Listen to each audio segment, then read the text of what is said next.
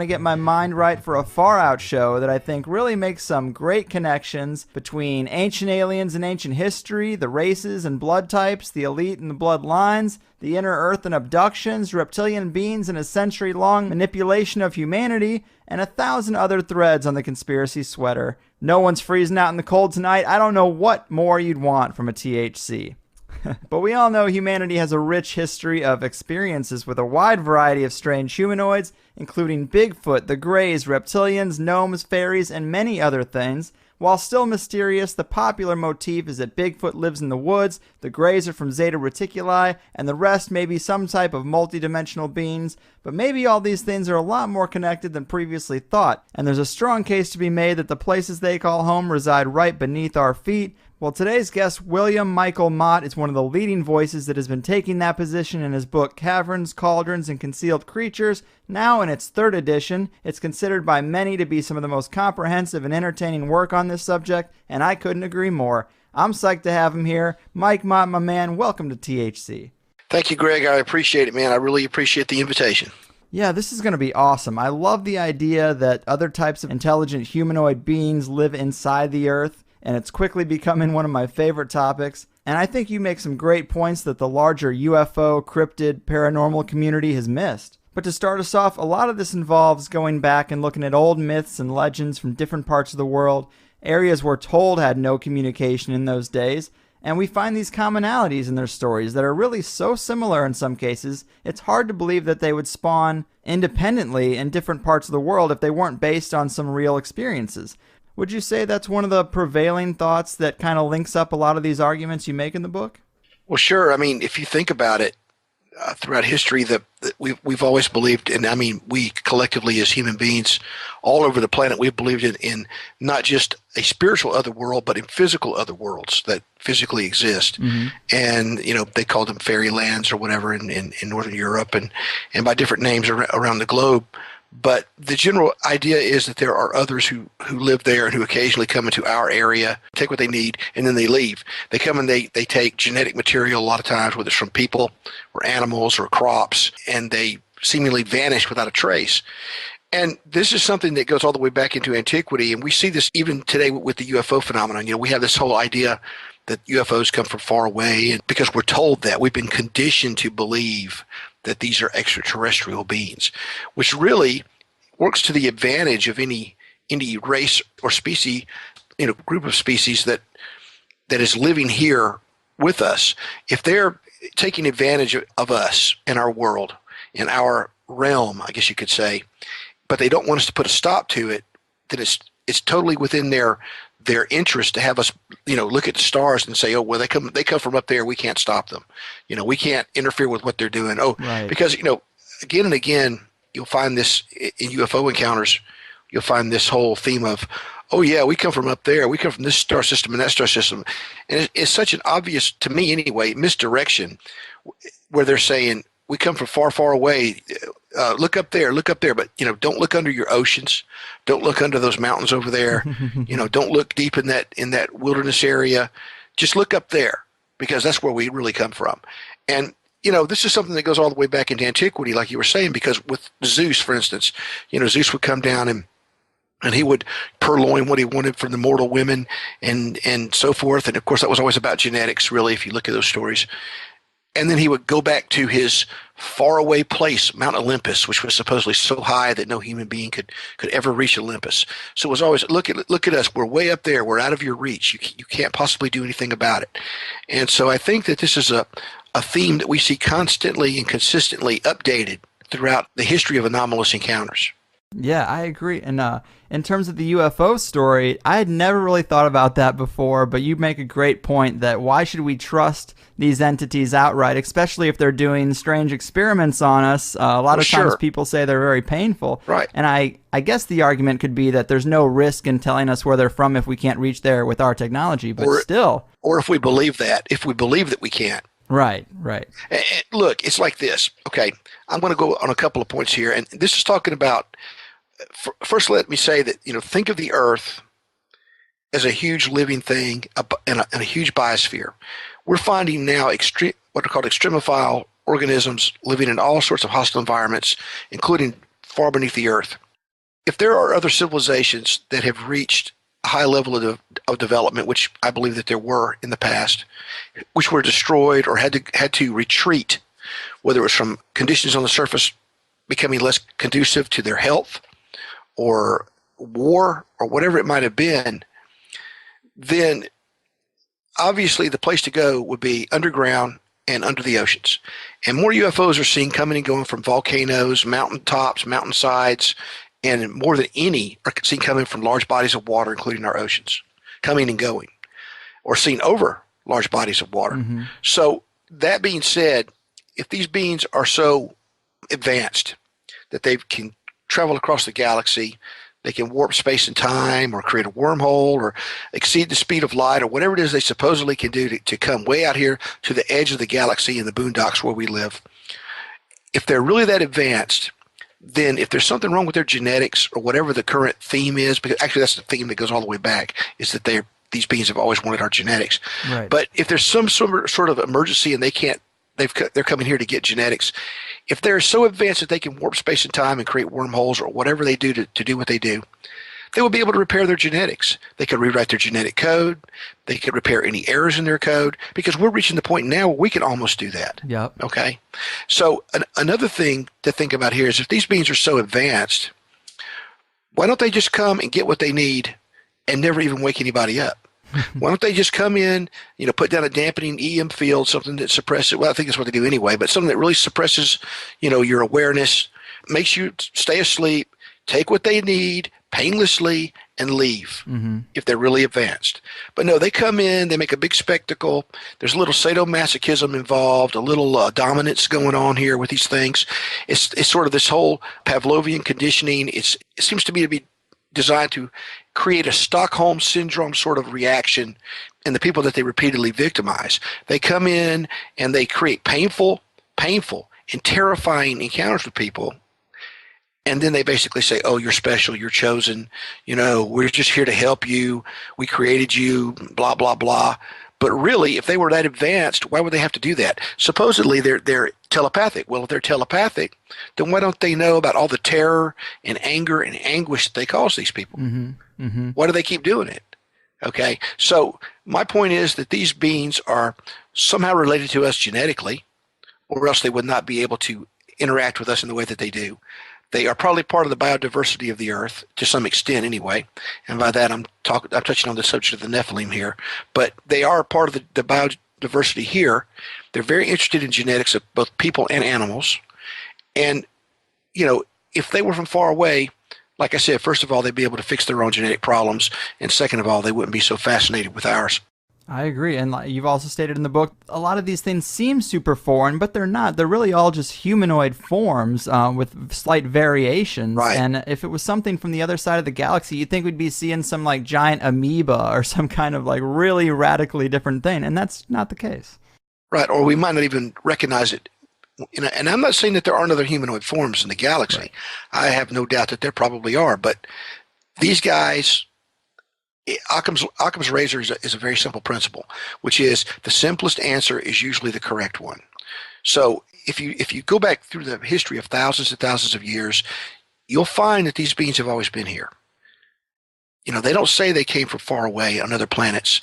I know that what Sitchin said about Nibiru and so forth, and I know about the Watchers and the 200 Watchers being stationed on the moon, just like the Yagigi and all the rest of it.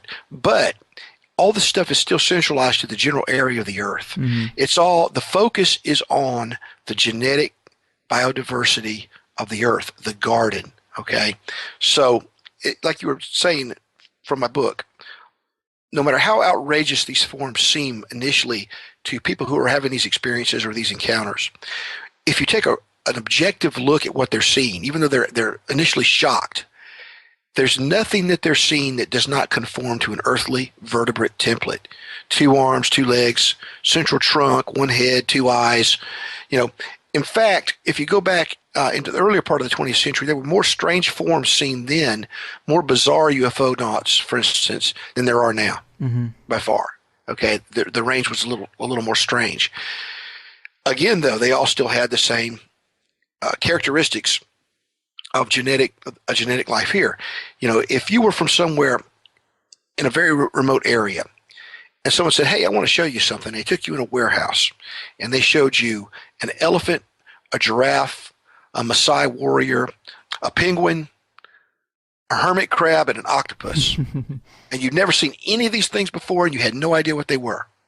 You would think, where in the world did those come from? Yep. What is that? You know, you would have a hard time believing they all came from the same planet, is what I'm saying. But they do. They all have a common genetic heritage because they're all part of the biosphere here. Mm-hmm. And it's the same thing with these beings. There's no reason whatsoever to believe that they come from somewhere else.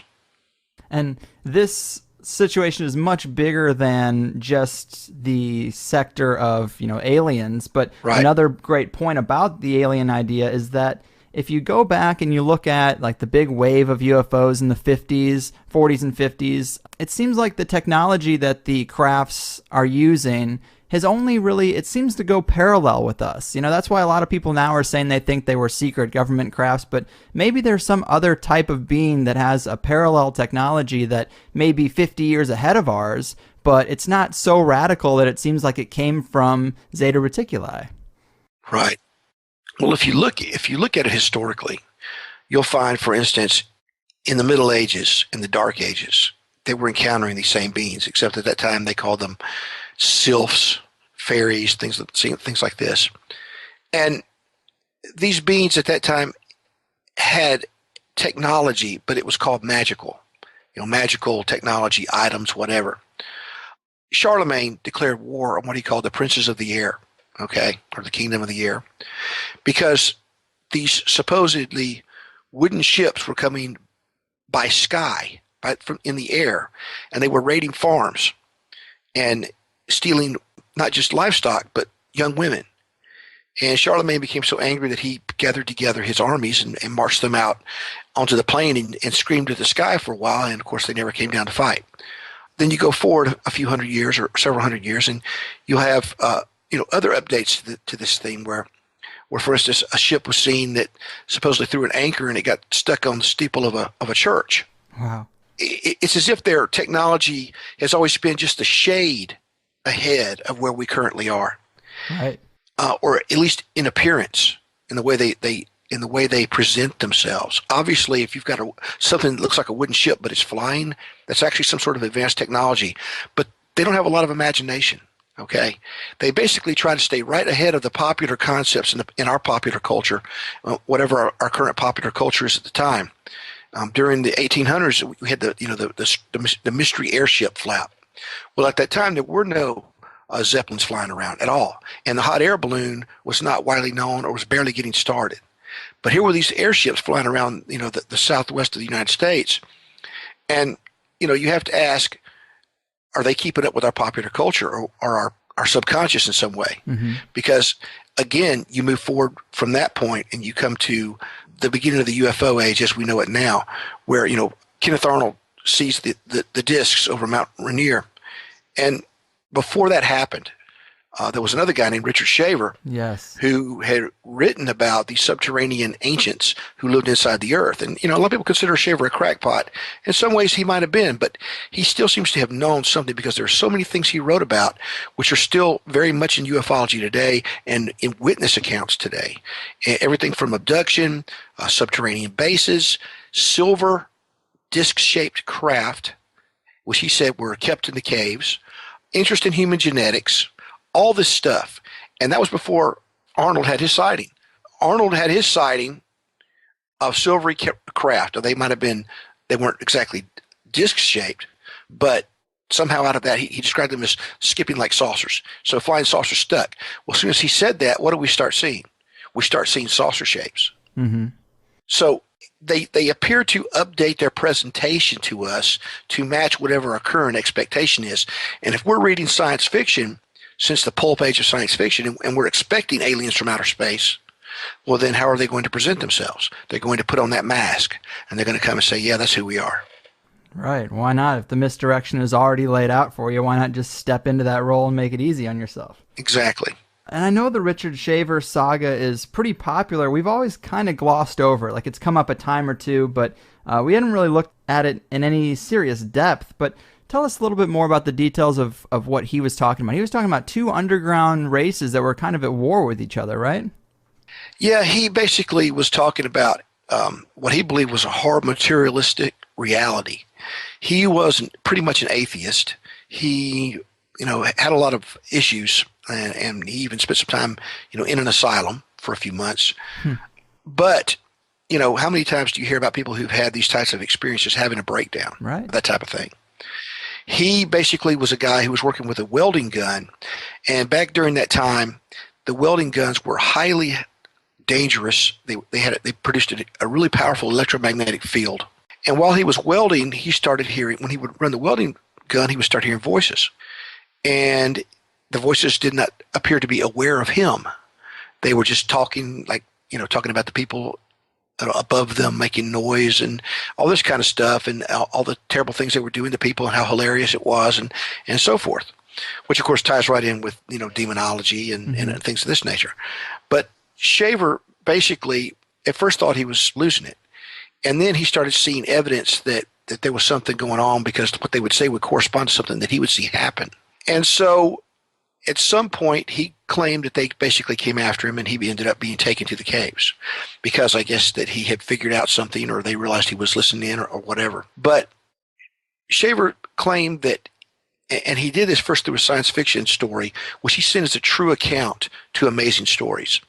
And Ray Palmer, the editor of Amazing Stories, found the account where an editor had thrown it in the trash can. He pulled it out of the trash, saw the letter that Shaver had written, and said, "Man, this is great stuff." So he contacted him. He said, "Can I use this?" He said, "Sure." He said, "Well, I'm going to add some stuff to it." So Palmer then embellished it with all kinds of sci-fi trappings and so forth. But basically, it was Shaver's account of what he had been told had happened before the flood, or the Great Cataclysm. He claimed, that there were two races on Earth that were basically correspondent to the Nephilim. They were giant peoples. They were hybrid peoples, sometimes mixed with animals genetically, this type of thing. And this has been done through advanced elder science. And something happened, something cataclysmic. The sun changed its solar radiation, or was going to, and they figured out that the surface of the Earth would become inhospitable to them, so that the elite of these groups left the planet and went elsewhere in our solar system, most likely. At that point, those who were left behind went underground to avoid the rays of a now poisonous sun.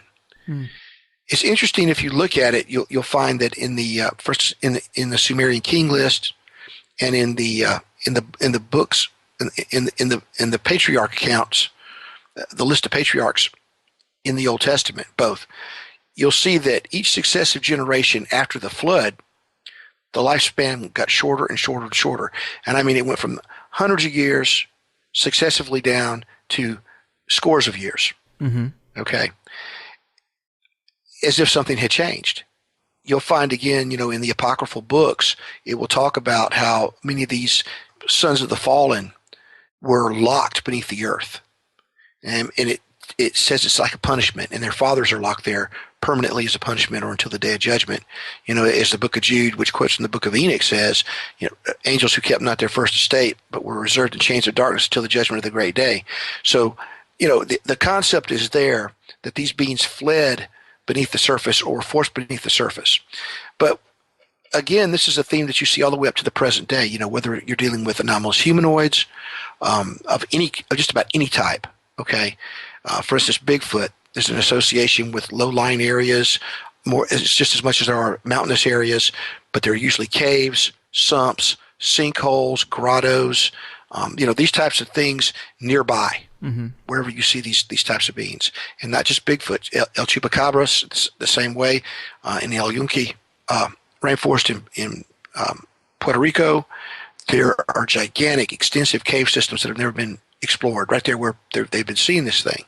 So, if there are beings here that essentially have a subterranean environment that they mainly dwell in, they would come out, primarily to partake, of what our environment has to offer, and then they would return to where they came from. And you see that a lot of times with the sudden disappearance of anomalous humanoids and anomalous creatures. They'll be hot on the track of these things, and then boom, they're just gone.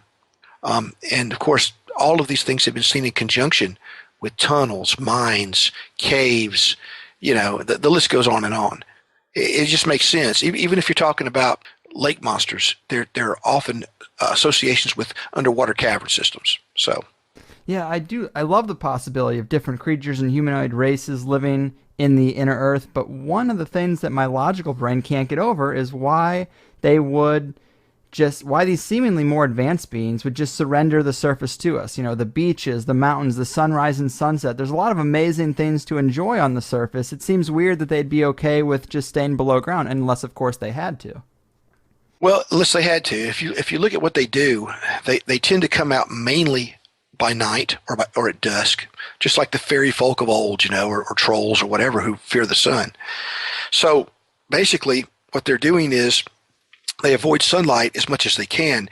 Even with the so-called grays and other types of so-called extraterrestrials that have been seen, they usually have or often have these dark eyes, these huge dark eyes. Okay, if you have huge eyes, those are not the eyes of a spacefaring species. Mm-hmm. Because space is the most hostile environment imaginable for the eye. Okay, the radiation is so intense that any creature which evolved or was even designed to live in deep space or travel throughout space a great bit would have smaller eyes. Okay? Mm-hmm. These beings have enormous eyes, and nocturnal creatures are the creatures that have enormous eyes. Creatures that dwell in the dark to a large extent are creatures that have enormous eyes. And of course, there are those who claim that they have seen these beings take off the black covering, and it's basically like a giant contact lens. And there's an enormous reptilian or humanoid eye beneath the covering. So again, these are all indicators that these beings are subterranean. When you look at accounts, for instance, of the Greys themselves and how they move, they're described as having sort of a sideways shuffling gait.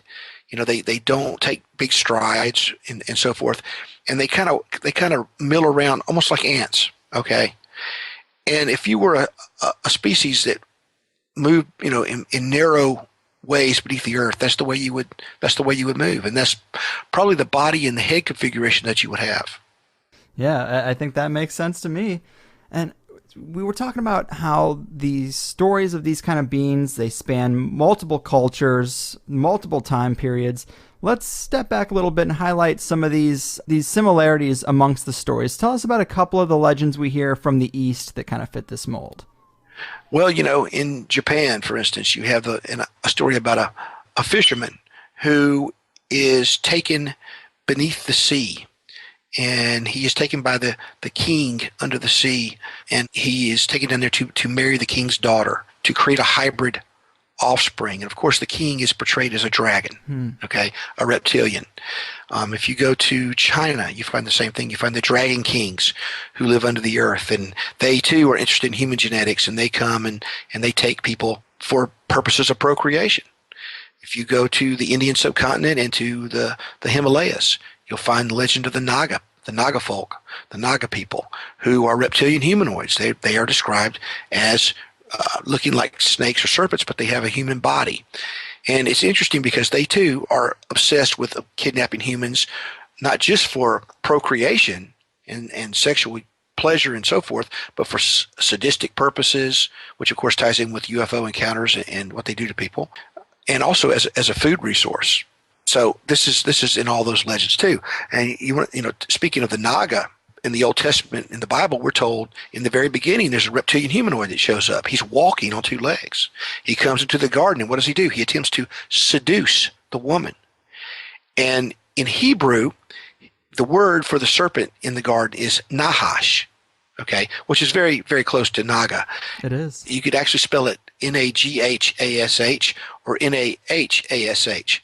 You come to the New World and you have the Nahuatl, which again is a serpent-type being. This is a theme that you find all over the all over the world, that these subterranean beings are older, that there's something reptilian about some of them, not all of them, but some of them, as if they're somehow tied in with older species on the planet, and that they're very, very fascinated, in fact, dependent upon procreation with the human race. And even in folk and fairy lore of Europe, you'll find the same thing. You have the frog prince.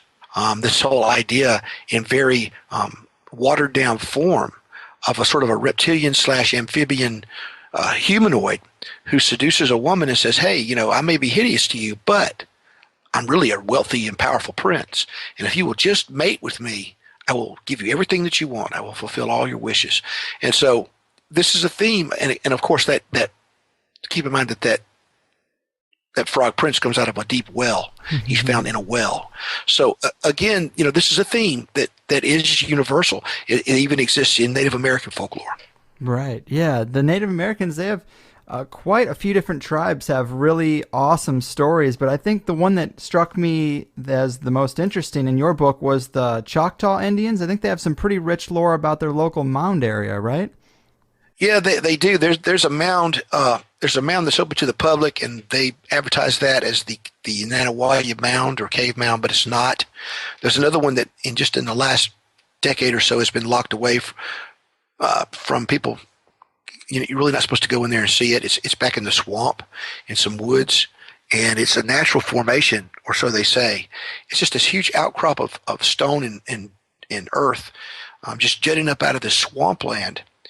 And there are caves in the front, little caves in the front that you can see, but there's actually a bigger entrance around back that has been cemented shut. It's underneath some sort of deck work that they put up to cover it up, I guess. But they sealed that shut, and the rumor is that some people went down in there and never came back, which is kind of interesting because it's not that big of a mound. Yeah.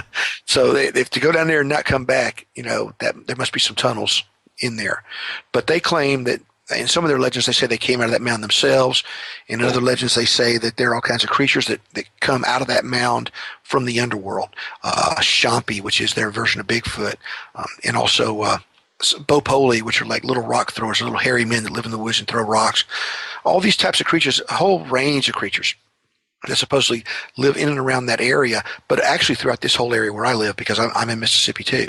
But that's basically, a serious part of their lore. In fact, one of the times when I made a trip to that actual cave mound, there was one time I went there with some other people, and as we neared the mound, we started hearing drums, and there wasn't supposed to be anybody there, and we stood there for a few minutes listening, and then I see what looked like a naked guy run across the top of the mound, and he never came down. And we walked around and we went up the mound. There was nobody there. Now I'm thinking maybe we interrupted somebody's vision quest. Okay, maybe somebody was there doing something personal and we interrupted it. But another time, okay, this is a sacred site to the Choctaw, and once an entire busload of Native Americans from Oklahoma had come all the way to this mound on sort of a pilgrimage, and I happened to be there at the time, and I was up there taking some pictures and with some of my kids and stuff, and this bus pulls up, and all these people start getting out, and they're regular middle class folks and so forth, and they go running over to the mound, and some of them are bending down real low and looking in the little caves that you can crawl into if you are feeling real brave, which I wouldn't recommend. Right. And this one lady stands back. She's very, very, she's like a school teacher or something, or a nurse. I mean, a very professional looking lady with glasses, and she's standing back. And I mean, she stood back like, 60 yards. And I was talking to her and everything, and she was telling me about how they came there and why and so forth. And I looked over where these other people were, and I said, aren't you going to go and at least, look inside that little cave? And she said, I'm not going anywhere near those caves. And I said, why? And she said, because Bigfoot lives in there. That was it. And that was it. And I looked at her and I said, really? And she said, I'm serious. She said, there's no way I'm going near those holes. So this is a very deep belief for them that there's something otherworldly about that site. But there are other places like that all over North America where Native Americans believe that either they came out of the earth or there are other things that dwell in the earth that are better left alone.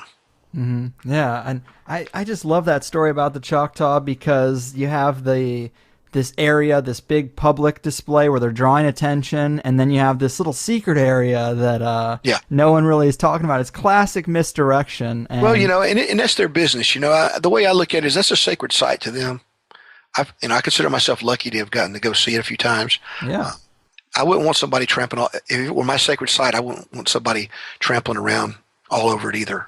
that's true. It's sort of a pet peeve of mine anyway, because I'll see on different articles and on television and so forth where they'll come in and they'll dig up this huge site and they'll dig up all these people and they'll take them away. And I'm sitting here thinking, how would you feel if somebody went to the graveyard where your grandparents were buried and they did that? Right, that is true.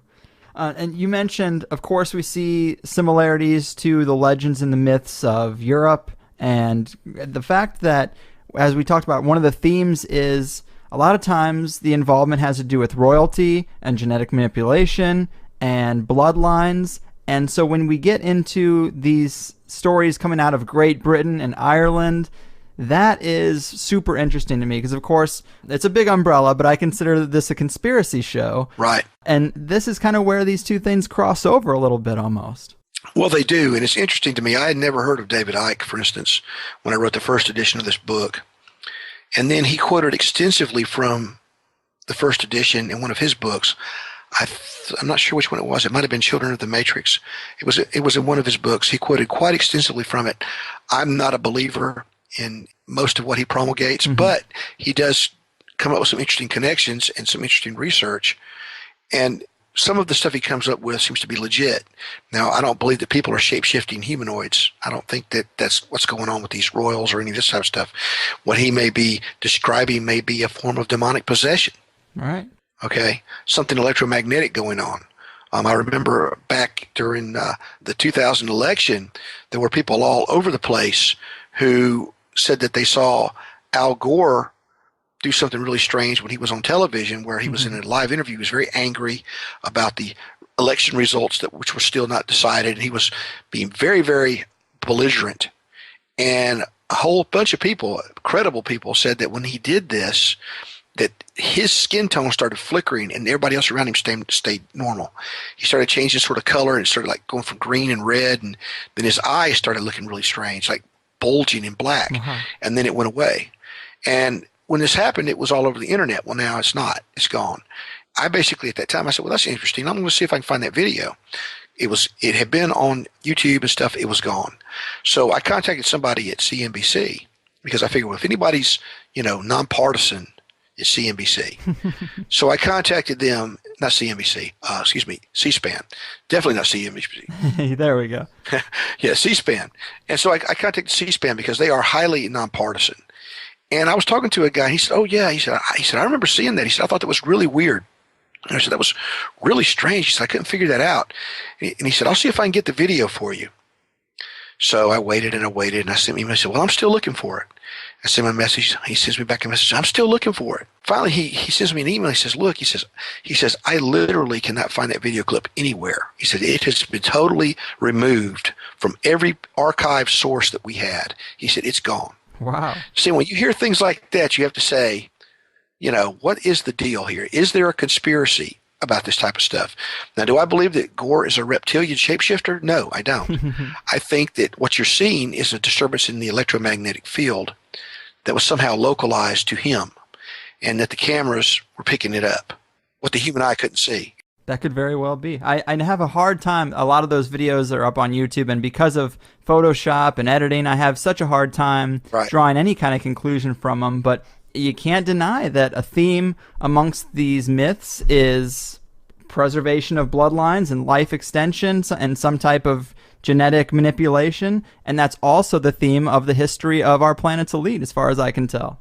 It is. And, the underworld itself, these hidden races that live under the ground are associated with forbidden and hidden knowledge, which they keep for themselves, longevity, immortality, all these things. And so there seems to be a connection. When you look at, for instance, the Arthurian legends and the legend of the Lady in the Lake, well, the Lady in the Lake lives in a cave under the lake, okay? And she's very, very concerned with making sure that Arthur gets to be king. Mm-hmm. Okay. Then again, you look at legends like Rumpelstiltskin, and here we have this little, basically a troll or a goblin who lives under the ground, and he's very, very interested again in obtaining the child from the princess. He wants that child, which is a royal bloodline. So yeah, this is a theme that you find throughout history, and you don't just find it in Europe. You find it in the Far East too. So it's just it's something that you find. You know, it leads back to this whole idea of those who believe that they have a divine right to rule, but their divine right, in spite of what people who are into the Merovingian heresies and stuff think, their belief of divine right is really not about being descended from Christ and Mary Magdalene.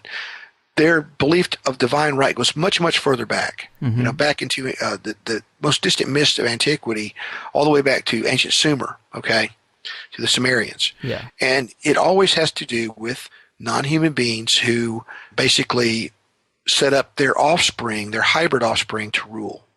And this is a theme that has come all the way down to us today, and that's what David Icke is kind of continuing with the stuff he talks about.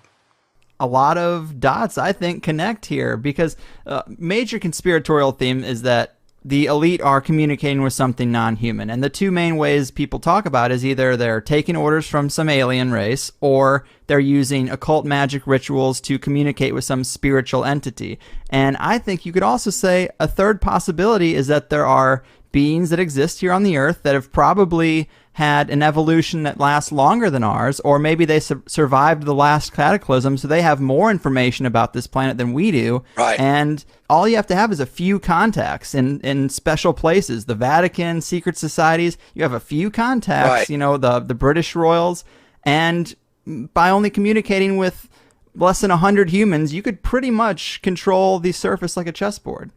Well, sure. And if you look at it, I mean, all these things could still be interconnected in some way. I mean, these very ancient races that would set up their puppets to control human governments, they could also have bloodlines that go millions of years back. Right. Okay.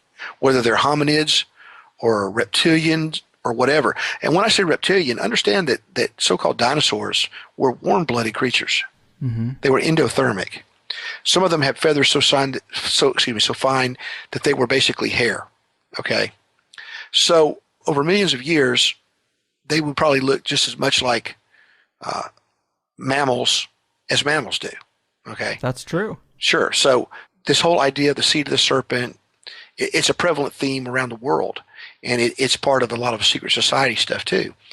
And if you go look, for instance, in the book of Daniel, Daniel chapter 2, Daniel says, when he's talking to Nebuchadnezzar about human history based on Nebuchadnezzar's dream of this statue of different materials, and he basically says the last age of the earth, or human history, there's going to be a final empire. And the statue that Nebuchadnezzar saw had feet that were made of iron mixed with what the King James Version calls miry clay or crumbly clay. And Daniel says, he's interpreting the dream, and the different areas of the statue of different metals correspond to a different empire. And the feet, he says, are the last age. And he says, for as you saw iron mixed with miry clay, so shall they seek to mingle themselves with the seed of men, but it will not hold. So again, here's this theme that even until the very end of time, that these beings are always going to be trying to genetically mix with Homo sapiens. And it will not hold. And it will not hold. And if it does not hold, that would explain why they have to keep coming back, keep coming back, keep coming back. Right. Yeah. That's fascinating. And another thing from your book that I love in this whole thread of these beings maybe being in the shadows and being the real puppet masters. Right. There's a pattern of world leaders and generals getting strange visitations that you could argue are forms of this manipulation too, right? Right. I mean, Napoleon had a visitor they called the Dark Man. He would just show up in his chambers, and he was even seen by his generals, and they thought he was the devil. And he would come in, he would be seen leaving secret conferences when no one went in, things of this nature. Hitler also had a guy like this. They called him the Tibetan. Yeah. This strange character would show up and then depart or just vanish.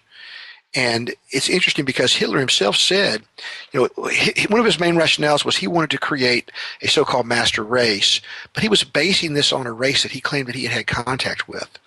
And the message that he said that he basically got was, we have to make ourselves like them or they will destroy us when they take over the earth, basically.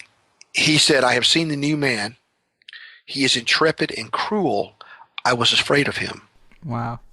So this type of manipulation of world leaders seems to be par for the course for these beings. And, in biblical terms, they would have called these beings principalities and powers, some sort of being that may be something that is beyond what we can understand as physically real, even though it can be physically real, but it manipulates our civilization. Yeah, and now people have plenty of stories of seeing a Nordic race of aliens that have blonde hair and blue eyes. Right. And I don't know, you just say Napoleon sees a guy and Hitler sees a guy. I mean, just right there, by changing the way those two people think and maybe altering their actions, I mean, that's a huge change in human history, just making those two appearances. Well, sure. I mean, this is a theme that goes, again, all the way back. I mean, Alexander the Great, he believed he was the son of one of the gods. And he went to an oracle in the Libyan desert when he was in North Africa with his army, and they told him, yeah, you definitely are. Yeah, you're one of them, so he had this whole idea that therefore he was entitled to conquer the earth. Okay. And he had a lot of strange things which were chronicled, during his advance across Asia Minor and into India. He laid siege to one city, and he could not get through the wall. And a flying shield was said to have shown up and shattered the wall with a lightning bolt. And then again, when he was crossing a river or about to cross a river in India, he was opposed by so-called flying shields, silvery shields that came out of the river and attacked his army. So, of course, to him, these are gods because it's in their interest for him to believe they are gods, because then he will do whatever they say. He will believe he has divine right to rule, all this type of stuff, in the same way that today it's in their interest for us to believe they're aliens from somewhere far, far away. Yeah, man, I am loving this theme. And I think even Constantine claimed to have some big vision in the sky that made him convert the whole Roman Empire to a Christian nation. Now that is some serious influence. And the cliff note of that visitation is either accepted by people who want to believe the religious narrative, or it's just dismissed. But there is a third option, that some dark, ancient, underground power center looking to increase influence on the surface used divine intervention as a way to pull Rome's puppet strings. Well, sure. I mean, even now we have something called Project Bluebeam, which supposedly we haven't used, but I don't believe that for a minute. I think we probably use it all the time. And it's used to create these types of hallucinations or images, or I want to say hallucinations, holographs probably would be a better word. Holograms in the sky, holographic images. They use these things to manipulate whole populations. If you were to create an image, well, even recently they supposedly had an image of a flying horse over Mecca, which ties right in with something from Muslim eschatology about the end times, that you would see this flying horse, which is the Barak, which is what it's actually called, of that Muhammad flew on in one night from Mecca and Medina to Jerusalem and back. Interesting name too. Yeah, exactly. But yeah, very interesting. It's a thing that we have to ask: are we doing that? Is somebody else doing that? Who's causing these types of manipulations? And Richard Shaver said, that the subterrestrials. I mean, way back in the early 20th century, before the first major UFO sighting by Kenneth Arnold, Shaver was saying, that these beings could create realistic-looking, even solid-appearing holograms in our skies, in our oceans, that would even show up on radar, and then they would just disappear. Well, how many times has that been reported in UFO cases? Right, man. Maybe these underground races have been using Project Bluebeam longer than we've been alive. I had also read, and I'm sure you already know this, but apparently Lewis and Clark and also Columbus wrote about these flying candles that would hover around them, which is a lot like the orbs people talk about seeing today.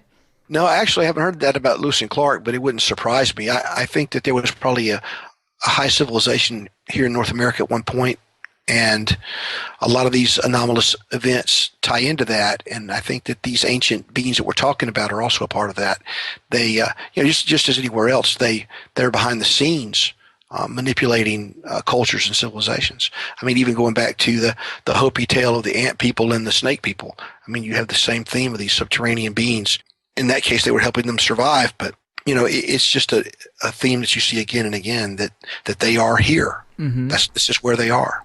Yeah, another Indian tribe that had those type of stories. I can't remember the name of the tribe, but when they had met the Spanish explorers, they were talking about a being or something they would see called Mr. Bad Thing. I learned about this from your book. Can you tell the people about that a little bit? Sure. Senor Malacosa is what they called him. Well, that's what da Gama called him that. And Vasco da Gama was, an explorer who came through southeastern United States and over into the Texas region. And he claimed that he had met these Native Americans who said that this thing called Senor Malacosa was this being that came out of the ground and terrorized them. And the thing about this is that, again, it's a thing where these people have been conditioned. No, it wasn't Vasco da Gama. It was Cabeza de Vaca, excuse me. Cabeza de Vaca was exploring the region. And these Native Americans were being totally controlled by their fear of this being. So basically, they said that this thing would show up and he would dress as a male or a female, basically trying to seduce people. He would never eat if they offered him food, but he would tell them that he came from down inside the earth through a crevice that was nearby. He would take people apart and put them back together, which is, again, a theme that you find in ufology with the intrusive surgeries and stuff. Mm-hmm. So, I mean, this is nothing new. And he was also accompanied by a bright light and an electrical sensation that would paralyze the victim. He had a wand which had a glowing end on it, which he would use as a weapon. All these things are right out of ufology. Right. It's a weird thing because, just in the past 200 years, I wonder if there's been major changes to the way these beings interact with us. Because when you look at old writings, it seems like they're just coming right up and talking to people whenever they choose to. They're flying around in the sky whenever they choose to. But it's almost like as our technology has advanced, as we've become more of a global society on the surface, they've even taken another further step back. At least that's what it seems to me. I mean, do you notice a difference in the way people talked about it today versus back then? Yeah, I think so. I think that they realize now that people are not going to believe they're gods. So they're not going to be able to control people in that way. So they have to now put on this disguise of being aliens. Yeah. Because if they say they're aliens, and they can come and say, "Oh yeah, well see, we've been monitoring your evolution, and you're doing bad things, and you need to do what we say, or you're going to destroy yourselves. You're going to destroy your planet." Of course, it's their planet too because they live here. Okay, mm-hmm. But they're coming around with that same old disinformation campaign. It's just it's changed slightly. It's basically, we're from somewhere far away. You can't get to where we are, but we're here for your own good. And you see this with the ancient alien concept, which is, we created you. Yeah. Yeah. You're our property. You belong to us. These types of things. And this is a very insidious form of mind control. It's designed to convince human beings that you are not autonomous, that you are not your own master. You are not in control of yourself and your own destiny. And people should be very, very careful about anybody, human, non-human, religious leader, political leader, or so-called alien that comes and tells you that they know what's best for you, that don't think for yourself, just do what you're told. And I think that's where a lot of this UFO encounter stuff is leading, and I think that's where a lot of the ancient alien stuff is eventually going to end up. Yeah, man, I like what you're saying there. And the themes of the ancient aliens idea and also modern alien encounters jive so well with religion as a control system too. It's like we swapped out the spiritual lens for a scientific one, but the same story with God. He lives somewhere you can't reach. He knows what's best for you. He has a plan. He made the rules that you need to follow. And he made you. He created you. Exactly, yeah. He's in charge of your destiny. Yeah, it's exactly the same. Well, what if some of these underground beings are responsible for creating the three major religions? Well, think about this too. I mean, people are easily manipulated. Even if they mean well, even if they are knowledgeable, even if they're putting genuine evidence together in a seemingly real picture, solving a puzzle. But what if all that stuff's being fed to them intentionally in some way? Yeah, man, I love it. I'm starting to think it's all fed to us by some non-human source, and it's usually framed as archons or demons or Anunnaki, but this idea that it comes from an intelligence that lives in the shadows and beneath the surface with a few topside agents, maybe that's why they steal babies to raise them as their own and put them in power positions on the surface and then work through the bloodlines for as long as they can. But it seems totally feasible to me. And I also wanted to ask you, now I know you aren't really a Hollow Earth guy, but when it comes to the composition of the planet, do you think there's any major variation from the conventional model? If they manipulate us in so many ways, you think they'd have lies for that too? Well, it's an interesting question, and I do, in all fairness, because the book is largely about subterranean mysteries, I do talk about the Hollow Earth in one chapter to some extent, most of that whole chapter. But we have no way of knowing what the inner configuration is because we've never been there. We can guess, we can estimate, we can do tests and hypotheses and see if the test results match the hypotheses. We can interpret data that we gather. But ultimately, if, for instance, we had a protostar or a quasar that was stable or some other strange form at the center of the planet that was extremely dense and had a specific charge and spin, then we might just assume it was a nickel iron core. Yeah. Okay, we have no way of knowing this. It's all guesswork, It is. It's just kind of like one of my favorite stories is about a guy named Wegener. And Alfred Wegener, he proposed a theory back during the early part of the 20th century about something he called continental drift. And he looked at the shape of the continents and he said, well, these continents once all fit together as a puzzle, just like puzzle pieces, and they slowly drifted apart. Well, he came up with this theory and he was destroyed. He lost his credibility, he lost his academic standing, so forth and so on. Well, now, you fast forward several decades and somebody else comes around along and says, oh, guess what? All these continents used to fit together when the planet was young, and we had a great continent. It was called Pangea. Well, that's what Wegener was saying. Mm-hmm. Then another guy comes forward and says, oh, guess what? We're floating around on these plates, and they're pulling the continents apart. We call this plate tectonics. Okay? So there's Wegener's theory, except now it's accepted. And you see the same kind of thing happen with a lot of anomalous things that people scoff at. Who knows what the future will hold for Hollow Earth theory? We don't know. I don't personally subscribe to it one way or the other. Yeah. I have to say I'm agnostic about it. Yeah. So I think that the planet itself demonstrably is much more complex than we are led to believe. The crust of the Earth is highly complex. It's filled with gaps and voids and holes and tunnels and cavern systems and all this stuff. And even, as you know from my book, at the crust mantle boundary, there's a worldwide anomalous region called the Moho-Rovesic discontinuity, or the Moho for short, and the Moho is worldwide. It exists. It is real. And the U.S. Navy has tried to drill to it. The Russians have tried to reach it. Nobody has succeeded in reaching it. But we find that there's this largely vacuous area, very deep, at high pressure, and it shows up in seismology and seismic readings as valleys and troughs and mountains and things like this. So is it full of water? Is it full of liquid fire? Is it full of air? We have no way of knowing. Are there oceans in there that are being evaporated by heat, and then that's in turn resulting in the never-ending continuous supply of fresh oxygen that is blowing out of large cave systems around the world? Yeah. I thought that was really interesting too, because I've been near a few caves and you feel that air coming out and you're like, yeah, where is that coming from? Right. Where's it coming from? And, whether it's Lechuguilla Cave, in New Mexico, or Blowing Cave in Arkansas, or Mammoth Cave, or the huge cave that's over in Vietnam, these caves are constantly blowing fresh oxygenated air. Constantly. Mm-hmm. And so there's got to be a source for that. It's not just being generated down, by the solid nickel iron core. Okay. So there has to be an inner area where that oxygen exists, or where hydrogen, H2O actually, is probably being broken down into hydrogen and oxygen and expelled. And that would be something that would happen if there were internal oceans, which now we know all the time we hear news about another internal ocean being found in the crust somewhere. Yep. And if these bodies of water are being converted into oxygen by heat, that would explain that air pressure.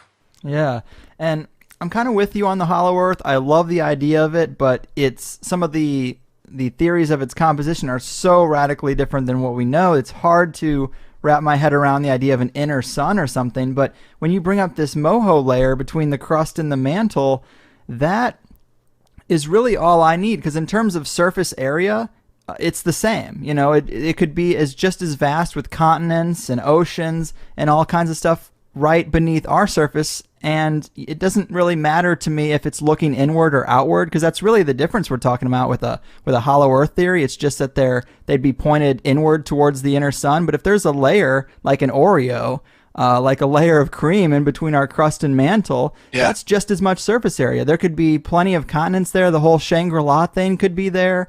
A lot of possibilities. Well, right on. Mike, this has been a fascinating show. I love that book. I hope we can do it again, because there's so much more stuff we didn't even touch on. But before I let you go, would you like to tell the people about some of your other work and website and anything else you got going on? Sure. I've got, I just say go to gravedistractions.com. That's my publisher, gravedistractions.com. And there you can find all but one of my books. You can find Caverns, Cauldrons, and Concealed Creatures, the 3rd edition.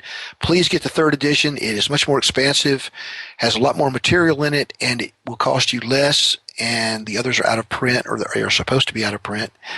And get the 3rd edition. You can get the 3rd edition of Caverns, Cauldrons, and Concealed Creatures at Amazon or Barnes & Noble. You can also get This Tragic Earth. You can get both of these books in Kindle, Nook, or print. Okay, and all the other digital formats too. I also have a couple of fantasy novels which deal with some of these themes. They're together in one volume. It's called The Pulsifer Saga. And it's really, really enjoyable stuff, people tell me. It's also at Amazon, and it is also at gravedistractions.com. I recommend going through Grave Distractions to click on the links for these books, because that way you'll be sure and get the latest and greatest edition. The Pulsifer Saga is now in the 3rd illustrated edition, and that's the one that you want to get. And again, it's a better deal too. So, and of course I have This Tragic Earth, the Art and World of Richard Sharp Shaver, and another book called Pulp Winds, which is a bunch of short fiction that's been published in different magazines and web magazines and things like that. And it finally got collected together into an interesting collection of sort of adventure fiction, horror fiction, that kind of stuff, with some of these same themes present in it. And I guess the other one would be The Problem of Density in Regard to Non-Human Encounters, and that can only be found on Amazon, and that's not through Grave Distractions. And that's published by Interlight Communications. So that's it. Go to gravedistractions.com and look for my name under authors, and you'll find it. Cool.